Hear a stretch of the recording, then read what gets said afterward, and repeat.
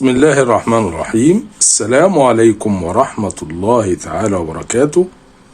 أبنائي طلاب فني تشغيل معادن، فني صيانة ميكانيكية، فني تشكيل والحام، أقسام ميكانيكية، أقسام كهربية، فني شبكات تبريد وتكييف، جميع طلاب التعليم الفني الثانوي الصناعي مزدوج، وحدة تأهيل بيئة العمل. التعريف بالتعليم المزدوج. ايه هو يا ابنائي التعليم المزدوج؟ مميزاته، عيوبه، الفرق بينه وبين التعليم الفني الصناعي العادي،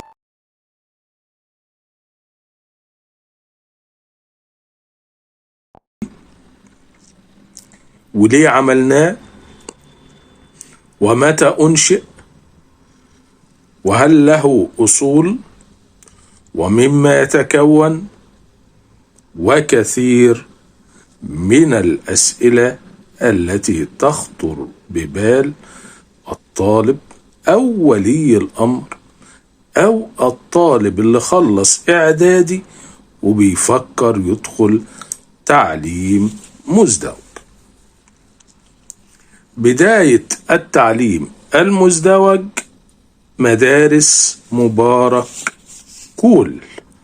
مبارك اللي هو الرئيس الراحل المصري محمد حسني مبارك، وكول اللي هو مستشار ألمانيا. أنشئ هذا التعليم مبارك كول في العام 1995، وكان 3 مدارس اللي اتطبق فيها مبارك كول، وبعد كده اتطور مبارك كول حتى الآن المسمى التعليم المزدوج،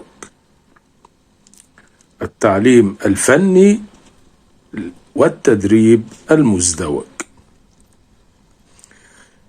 بيتكون من طالب، مصنع، مركز وطني أو اتحاد المستثمرين. الطالب طرف، والشركة أو المصنع أو المنشأة التدريبية طرف آخر، والمركز الوطني أو وحدة المستثمرين أو التربية والتعليم طرف آخر. كل دول تحت إدارة ورعاية GIZ اللي هي الدولة المانحة اللي هي ألمانيا. GIZ يوجد 34 وحدة إقليمية بتساعد وزارة التربية والتعليم في إن هي تتعاقد مع مجموعة المستثمرين اللي هم أصحاب الشركات وغيرها إن هي تدرب أولادنا الطلاب. من أفضل البدائل للثانوية العامة هي التعليم المزدوج. عندنا دلوقتي أكتر من 35,000 طالب وطالبة في التعليم المزدوج. من أفضل التخصصات اللي بتخرج من التعليم المزدوج الملابس الجاهزة، ميكانيكا، صيانة، إصلاح، تبريد، كهرباء، وتخصصات جديدة كالبلاستيك وتحلية الماء وهكذا. طيب، هل هو معمول ليه؟ يعني ايه الهدف من التعليم والتدريب المزدوج؟ ان انا اطلع طالب او طالبة عامل فني مؤهل لسوق العمل. الطالب بيقعد يومين في المدرسة فقط، ده الفرق بينه وبين التعليم الصناعي العادي. يومين في المدرسة، 4 أيام في المصنع،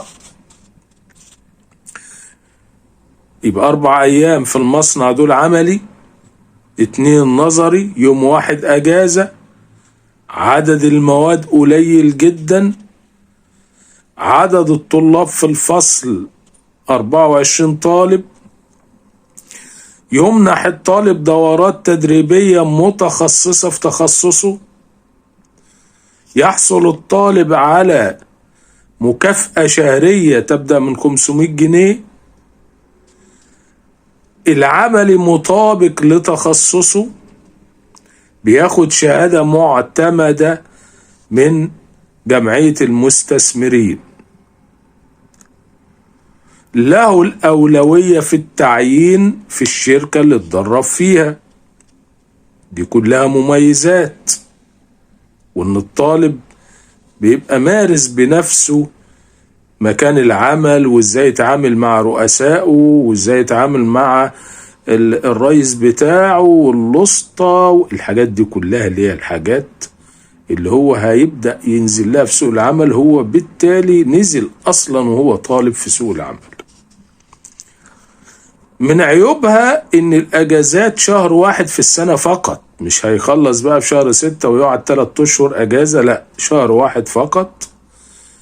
التعاقد مع الشركة 3 سنوات، ما يقدرش إلا في ظروف خاصة جدا يطلع منها. التدريب 4 أيام في المصنع، في حالة الرسوب هياخد الملف بتاعه ويمشي. ما عندناش رسوب في التعليم والتدريب المزدوج. يبقى التعليم والتدريب المزدوج حاجة كويسة، كويسة جدا جدا جدا. الطالب بيتعلم مهنة، بيمارس المهنة في شركة أو في مؤسسة تدريبية بإيده، موجود فعليا جوه موقع العمل، وبيقبض وما بيذاكرش كتير.